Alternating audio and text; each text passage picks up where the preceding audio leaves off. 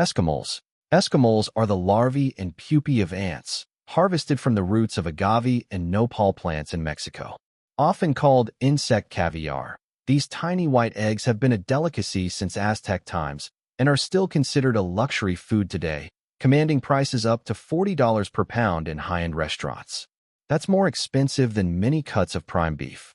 The harvesting process is dangerous. Workers must dig through ant colonies during a narrow window between late winter and early spring, risking painful stings from aggressive ants protecting their young. Once collected, the larvae are cleaned and typically pan-fried with butter, garlic, and spices. The texture is described as cottage cheese-like with a slightly crunchy exterior, while the flavor is surprisingly nutty and delicate with hints of butter. They're traditionally served in tacos, omelets, or as a standalone dish.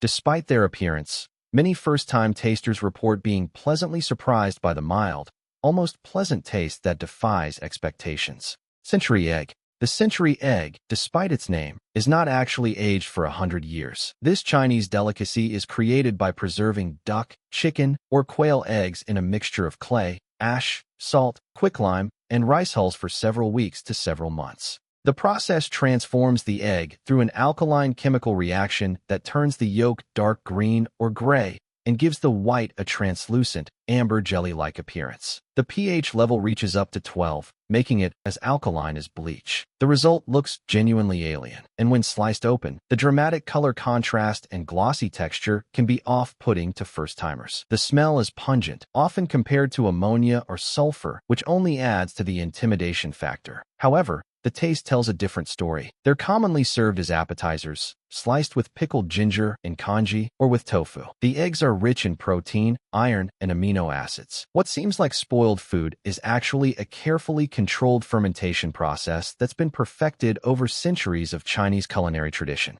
Shirako, which literally translates to white children in Japanese, is the sperm sac of male cod or pufferfish. This delicacy is most popular during winter months in Japan, where it's considered a seasonal luxury item in high-end sushi restaurants and izakayas. A single serving can cost upwards of $30 in Tokyo's premium establishments. The appearance is undeniably unusual: white, brain-like loaves with a custard or soft tofu consistency that quivers when touched. The texture is creamy and smooth, almost melting on the tongue like butter. Despite what you might expect from fish reproductive organs, Shirako has a surprisingly mild, slightly sweet flavor with subtle oceanic notes. It can be served raw as sashimi with ponzu sauce, lightly grilled, deep-fried tempura style, or steamed in sake. Some describe the taste as similar to sweetbreads or foie gras. Nutritionally, Shirako is high in protein, vitamin B12, and contains over 150 times more DNA than typical fish meat, which some believe have anti-aging properties, though scientific evidence is limited. While the concept seems shocking to Western palates, it's simply another example of nose-to-tail eating philosophy. Sannakji. Sannakji is a Korean dish featuring raw, live octopus that's cut into small pieces and served immediately while the nerve endings are still active, causing the tentacles to writhe and squirm on the plate. This isn't just fresh seafood. It's literally moving as you eat it. The preparation is deceptively simple. A small octopus is quickly dispatched, cut into bite-sized pieces with scissors, seasoned with sesame oil and seeds, and served within seconds. The tentacles continue to move for several minutes due to residual nerve activity, and the suction cups remain functional, attempting to grip whatever they touch. Here's where it gets dangerous. The squirming tentacles can stick to your mouth, throat, or tongue, and an average of 6 people die every year in South Korea from choking when suction cups attach to their throat. Diners are advised to chew thoroughly and never attempt to swallow large pieces whole. The taste itself is mild and slightly sweet with a chewy, almost rubbery texture. The real experience is psychological. It's traditionally consumed with soju, Korea's popular alcoholic beverage, perhaps to calm the nerves of first-timers facing down their moving meal. Ballot.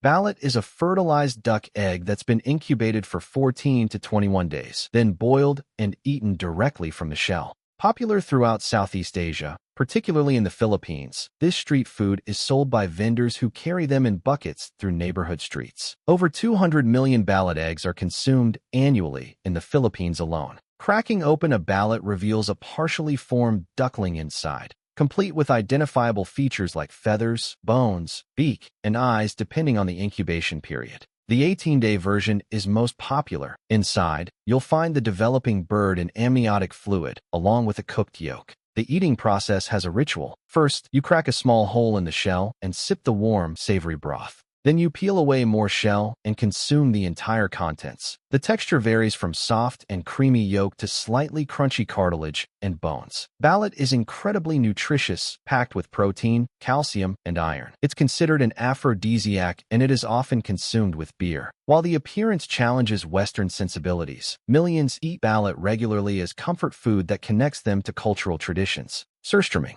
Surströmming is Swedish fermented Baltic Sea herring that's achieved legendary status as possibly the world's smelliest food. Opening a can of surströmming is an event best done outdoors. The smell is overwhelming. Descriptions include rotten eggs, vinegar, rancid butter, and decomposing matter all mixed together. In a 2002 Japanese study comparing food odors, surströmming registered a smell level that was more than twice as offensive as decomposing garbage and nearly matched the stench of rotting meat. The odor is so powerful it can linger for days and has caused apartment evacuations when opened indoors. Yet Swedes have eaten this delicacy since the 16th century. The proper way to consume it involves tunnbröd, a thin flatbread, along with potatoes, onions, and sour cream to balance the intense flavor. The fish itself tastes salty, sour, and fermented, less offensive than the smell suggests, though still an acquired taste. The fermentation creates high levels of salt and acidity that preserve the fish while developing complex flavors. It's traditionally eaten at parties in late summer, where communities gather to brave the smell together. Cobra heart.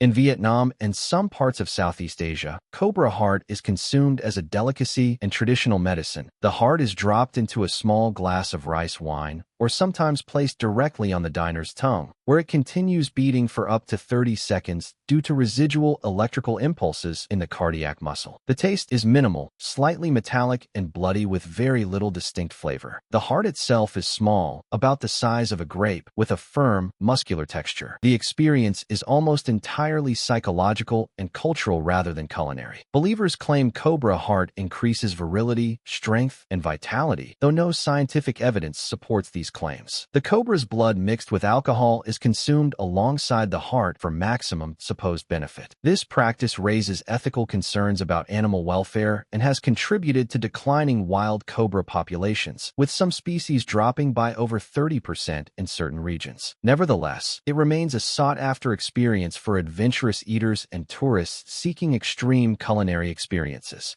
Kasu marzu, which translates to rotten cheese in Sardinian, is a sheep milk cheese that contains live insect larvae. This infamous Italian delicacy is produced by leaving pecorino cheese outside to attract cheese flies, which lay eggs inside. The hatched larvae eat through the cheese, and their digestive action breaks down the fats, creating an extremely soft, creamy texture with liquid seeping from the interior. A single kasu marzu wheel can contain thousands of live maggots. The presence of living maggots is essential. If they've died, the cheese is considered toxic and unsafe to eat. The taste is intensely strong, pungent, and sharp. It burns the tongue with its acidity and leaves a lingering aftertaste for hours. The texture is creamy to the point of near liquid, making it traditionally spread on flatbread. Kasu marzu is officially illegal under European Union food hygiene regulations, but Sardinians continue making it through traditional family methods passed down for generations. Those who eat it risk intestinal parasites if maggots survive stomach acid, despite the risks and its illegal status. It remains a prized cultural tradition and holds the Guinness World Record as the world's most dangerous cheese.